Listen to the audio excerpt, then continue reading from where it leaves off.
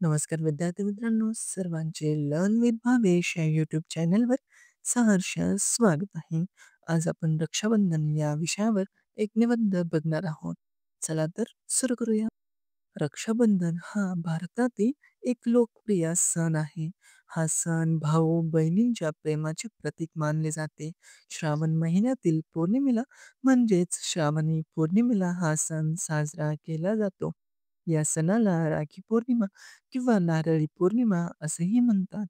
रक्षा म्हणजे रक्षण आणि बंधन म्हणजे धागा. अर्थात रक्षणाचा पवित्र धागा. हा सण बहीण भावाच्या पवित्र बंधनाचा सण आहे. या दिवशी बहीण सकाळी पूजेचे ताट सजवते, ज्यामध्ये राखी, कुंकू, अक्षता, दिवा आणि मिठाई असते. त्या दिवशी बहीण भावाच्या मनगटावर राखी बांधते. ती भावाच्या सुख, समृद्धी आणि दीर्घायुष्यासाठी प्रार्थना करते. भाऊ बहिणीला रक्षण करण्याचे वचन देतो, तसेच भेटवस्तूही देतो.